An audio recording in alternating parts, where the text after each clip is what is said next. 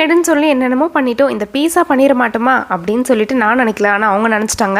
அதனால் அவங்களே எல்லாம் தேவையான திங்ஸ்லாம் வாங்கிட்டு வந்து பண்ண ஆரம்பிச்சிட்டாங்க. நான் வந்து இந்த ரிஸ்க்லாம் எடுக்க விரும்பல. ஏன்னா அது ஒரு பெரிய ப்ராசஸ்ஸு. ஈஸ்ட் ஆக்டிவேட் பண்ணுறதுல ஆரம்பித்து அதுக்கப்புறம் அந்த வெஜிடபிள்ஸ்லாம் வந்து எடுத்து கரெக்டாக வைக்கிறது.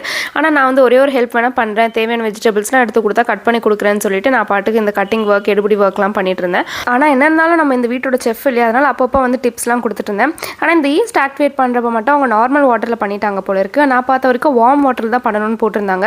அதனாலேயும் எங்களுக்கு அந்த மாவு வந்து நல்லா புஷ்ஷுன்னு வரல. மேபி நாங்கள் கோதுமையில் பண்ணதுனால என்னமோ தெரியல, மைதாவில் பண்ணியிருந்தா இன்னும் நல்லா வந்திருக்கும் அப்படின்னு நினைக்கிறேன். ஆனால் நிறைய பேர் வந்து வீட்டில் தான் ட்ரை பண்ணிட்டு இருந்தாங்க, அதாவது வீட் ஃப்ளாரில் தான் ட்ரை பண்ணிட்டு இருந்தாங்க. சரி நாங்களும் மைதா எதுவுமே யூஸ் பண்ணாமல் வெஜிடபிள் பீஸா தான், இந்த மஷ்ரூம் பீஸா மாதிரி பண்ணிட்டு இருந்தோம். ஆனால் ரொம்ப நேரம் கழிச்சு வந்து பார்த்தாலும் வேகாத மாதிரியே இருந்துச்சுன்னு சொல்லிட்டு கொஞ்சம் ஹையில் வச்சுட்டு கொஞ்சம் நேரம் கழிச்சு வந்து பார்த்தா அப்படியே அப்பளம் மாதிரி ஆயிடுச்சு.